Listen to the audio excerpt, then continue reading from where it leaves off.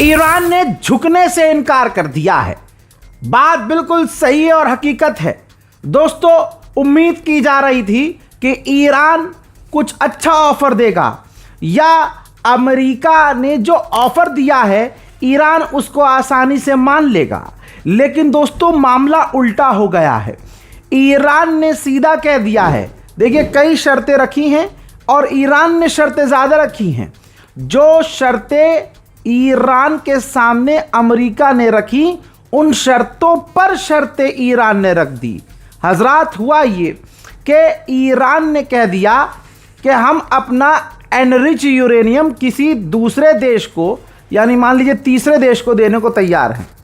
किसी भी देश तीसरे देश को देने को तैयार है। अब जब हम अपना हाईली एनरिच यूरेनियम का कुछ हिस्सा, ईरान का खेल समझिए, ईरान कह रहा है सारा यूरेनियम नहीं, ईरान का यूरेनियम का कुछ हिस्सा एनरिच जो है हम तीसरे देश को दे देंगे, उसके बदले हम पर से तमाम पाबंदी अमेरिका हटाए, स्ट्रेट ऑफ हॉर्मुज की बैरिकेडिंग को ख़त्म करे ताकि हम अपना तेल बेच सकें, हम पर लगाई गई पाबंदियों को वापस ले, आगे हमला ना करने की गारंटी अमेरिका दे। इन तमाम शर्तों के साथ ईरान ने कहा कि अगर तमाम शर्तें तोड़ते हुए अगर कुछ भी हरकत ईरान के खिलाफ अमेरिका ने भविष्य में की तो ये डील टूट जाएगी और जिस तीसरे देश के पास हमारा एनरिच यूरेनियम जाएगा वो हमारा एनरिच यूरेनियम वापस लौटा दे। तो दोस्तों, ये तो पूरी ईरान की दादागिरी हो गई है ना, फुल बदमाशी। और इसे कहते हैं जैसे को तैसा, शेर को सवा शेर। वहीं ईरान ने जो बड़ी बात रखी है वो मैंने आपको नहीं बताई। सबसे बड़ी बात, ईरान ने अमेरिका की जो शर्त थी कि अमेरिका ने ईरान से मांग की थी कि ईरान अपनी तमाम न्यूक्लियर साइट्स को डिस्ट्रॉय कर दे, डिसेबल कर दे, बंद कर दे। ईरान ने साफ मना कर दिया है कि गलतफहमी में मुन्ना मत रहना, हम अपनी न्यूक्लियर साइट्स को बंद नहीं करेंगे। अब ये रिपोर्ट दुनिया के सामने आई, मीडिया के सामने आई और मैंने भी आपको एक खबर बता दी। अब ईरान कह रहा है कि अभी इस रिपोर्ट के अंदर जो मीडिया में आई है वो 100% रिपोर्ट सही नहीं है। अभी इसमें कुछ गलत पॉइंट्स भी हैं, गलत बातें भी हैं, जिसे हम बहुत जल्द क्लियर करने वाले हैं। उधर एक बार फिर से यूएई और कुवैत ने किया है कंफर्म कि ईरान के द्वारा दागे गए थे हम पर ड्रोन, जिन ड्रोन्स को हमने रोका है। यानी ईरान कहिए या ईरान के लड़ाके कुवैत और दूसरे अरब के इलाकों पर हमलावर अभी भी हैं। यूएई और कतर पर ड्रोन हमले की पुष्टि की जा रही है और सऊदी अरब ने ईरान की निंदा की है कि जहां सीज फायर है तो कतर और यूएई को ईरान निशाना क्यों बना रहा है, क्यों ड्रोन हमले कर रहा है। कतर ने कन्फर्म किया है कि हमारे यहाँ एक टैंकर खड़ा था, उस टैंकर पर ईरान ने हमला कर दिया। हमला करने के बाद उस टैंकर में आग लग गई। साउथ कोरिया के टैंकर की तस्वीर आपके सामने, ये वही साउथ कोरिया का टैंकर है जिसके ऊपर ईरान ने हमला किया था। बड़ा छेद आपको नजर आ रहा है। तो आप स्ट्रेट ऑफ हॉर्मुज में समझ सकते हैं कि ईरान की फुल पावर के साथ दादागिरी जारी है। उधर नेतन्याहू और डोनाल्ड ट्रंप के बीच हाई लेवल की मीटिंग हुई है। कहा जा रहा है कि खतरा ईरान के लिए बढ़ रहा है।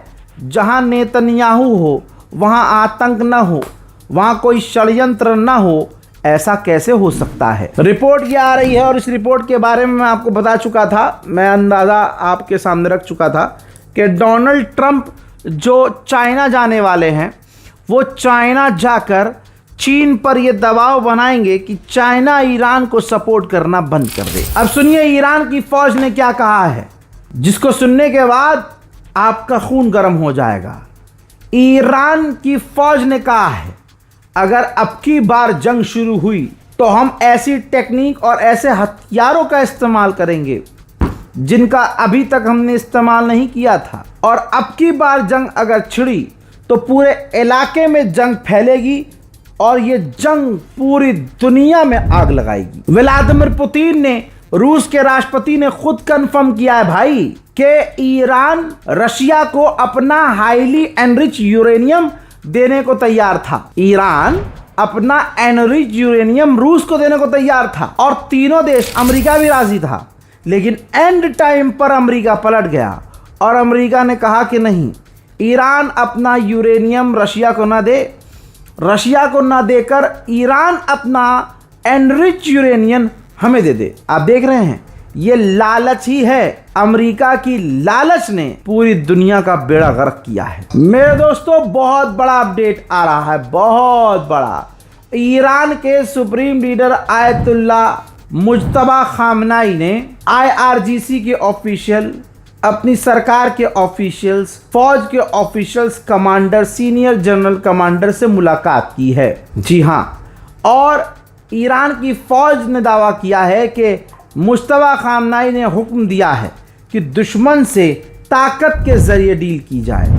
आप समझ रहे हैं, ये मुज्तबा खामनाई है। सैटेलाइट इमेज में नजर आ रहा है पर्शियन गल्फ में ईरान का एक टैंकर है, तेल लीक हो रहा है। अंदेशा यह है कि अमेरिका ने ईरान के टैंकर पर हमला किया है, जिसके बाद ईरान के टैंकर में मौजूद जो तेल था वो रिसना शुरू हो चुका है। डोनाल्ड ट्रंप हर दिन ईरान को धमकी दे रहा है। डोनाल्ड ट्रंप ने ये वीडियो देखिए, सुबह धमकी दी थी कि अगर ईरान ने अपने दिमाग का इस्तेमाल करके डील नहीं की तो हम ईरान पर और बड़े हमले करेंगे और ईरान को मिटाएंगे।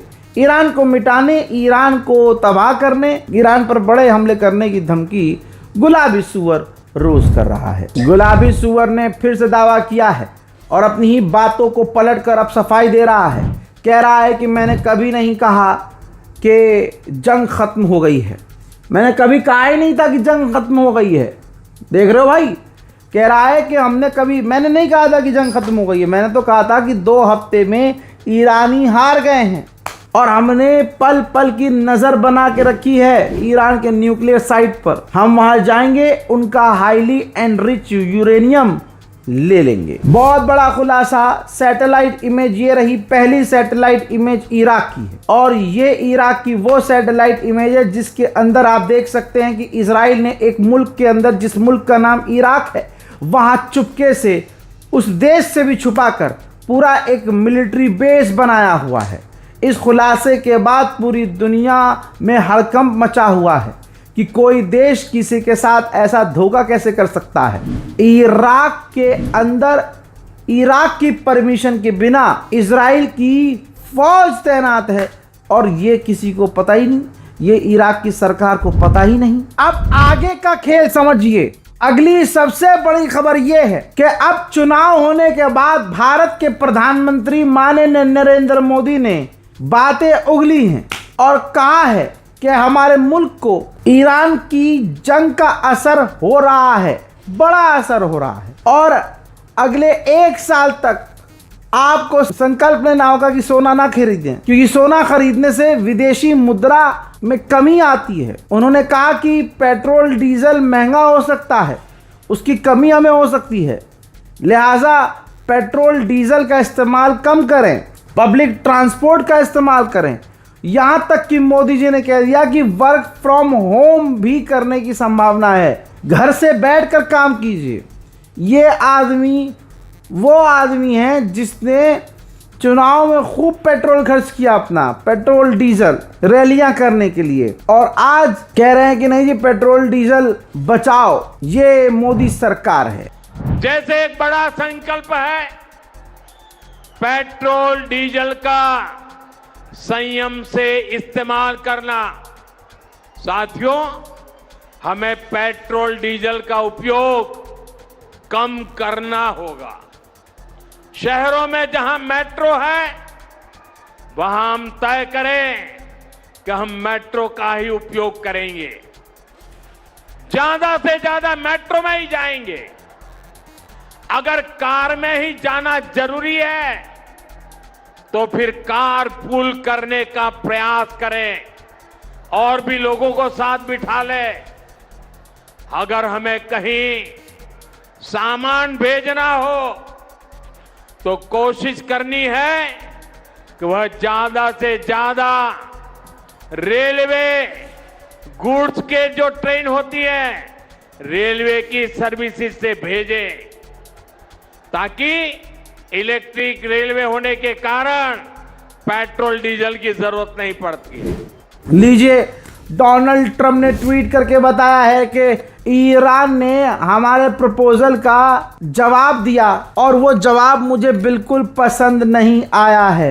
लीजिए, टकराव और बढ़ने वाला है, जंग की तरफ एक और कदम दोनों का आगे बढ़ चुका है। नेतन्याहू ने कहा कि जंग ईरान से खत्म नहीं हुई है क्योंकि ईरान के पास उसका हाईली एनरिच यूरेनियम मौजूद है और जो अमेरिका इजराइल को मदद देता था, मिलिट्री एड देता था, हम उनको डिच करने वाले हैं, छोड़ने वाले हैं, खत्म करने वाले हैं। हमें किसी के चंदे की जरूरत नहीं है। अल्लाह अकबर। सऊदी अरब के ऑफिशियल का बड़ा बयान आपकी स्क्रीन पर। सऊदी अरब के ऑफिशियल ने कहा कि इजराइल का जो प्लान था सऊदी अरब और ईरान को लड़वाने का, वो प्लान, वो ख्वाब कामयाब हो गया है। वो प्लानिंग इजराइल की कामयाब हो चुकी है। ईरान और सऊदी अरब के बीच खाई खोद चुका है इजराइल। उधर तस्वीर सीधा इराक की आपके सामने। इराक के आसमान में अमेरिका के फाइटर जेट उड़ते हुए नजर आ रहे हैं। अमेरिका का पादरी, जी हाँ सरकारी, हमें आपको बताने में बड़ी शर्म आ रही है कि बताइए, ईसाई एक पादरी जो अमेरिका का है वो ट्रम्प को सपोर्ट कर रहा है। उस अमेरिका के पादरी का कहना यह है कि पॉप लियो से बेहतर समझता है बाइबल को।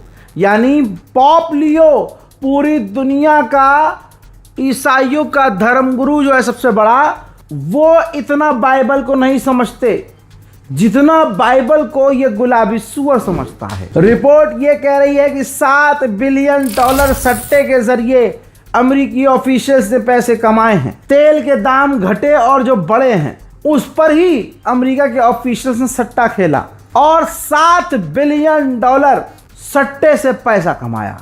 ये है अंग्रेजों की दुनिया। ईरान की आवाम कह रही है कि अमेरिका से बात ही ना की जाए, अमेरिका से कोई भी बात ना की जाए। ईरान के राष्ट्रपति पेजेश्कियान का बयान ऐसे में आता है और वो कहते हैं कि अगर सामने वाले से बात की जाए या बात कर ली जाए तो इसका मतलब ये नहीं माना जाएगा कि हमने हार मान ली है। ये नहीं माना जाएगा अगर हम बातचीत कर रहे हैं, शांति अमन पर बात कर रहे हैं, डील पर बात कर रहे हैं, इसका मतलब ये नहीं है कि हम हार मान गए। हजरात, तस्वीर आपके सामने है रोज़ा मुबारक।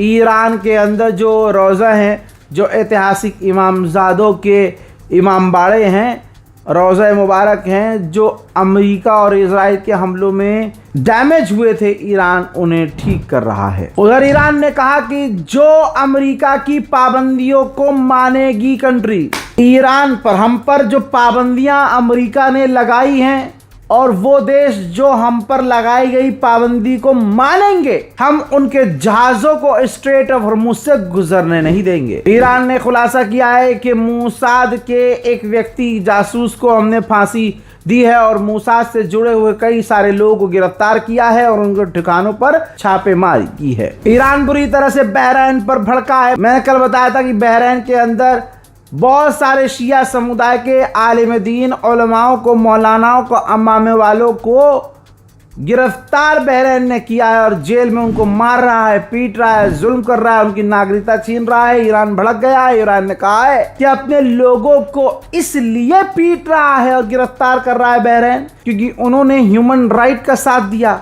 इंसानियत का साथ दिया। बहरीन ये सरासर गलत कर रहा है। ईरान ने ऐलान किया है कि हमने अपनी छोटी छोटी सबमरीन्स स्ट्रेट ऑफ हॉर्मुज़ में तैनात कर रखी है। लीजिए तस्वीर देख लीजिए। अमेरिका का F-35 फाइटर जेट UAE के ऊपर उड़ता हुआ नजर आ रहा है। गुलाबी सुअर की बात तो खुद अमेरिका के टॉप के ऑफिशियल नहीं मान रहे हैं। जहां गुलाबी सुअर ये कह रहा है कि ईरान की फौज, ईरान की सरकार कमजोर हो गई है, ईरान की सरकार गिर गई है, ये हो गया है, ये गोब गोब हुआ है। गुलाबी सुअर के साथ स्क्रीन पर देखिए, ईरान के टॉप ऑफिशियल का मानना ये है कि ईरान किसी भी हालत में कमजोर नहीं बल्कि और अब पहले से ज्यादा मजबूत हो गया है। उधर ईरान ने फ्रांस और ब्रिटेन को लाल कर दिया है और धमकी दी है कि अगर फ्रांस और ब्रिटेन ने अपनी फौज, नेवल फौज, अपनी नेवी हमारे खिलाफ मैदान जंग में भेजी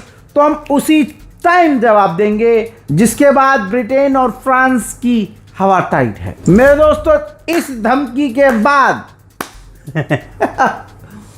हवा निकल गई फ्रांस की। फ्रांस के राष्ट्रपति इमैनुअल मैक्रोन ने कहा कि हमारा कभी भी ये ख्वाब, कभी भी ये प्लान नहीं था कि ईरान के खिलाफ अपनी फौज स्ट्रेट ऑफ हॉर्मुज में या अरब सागर में भेजें।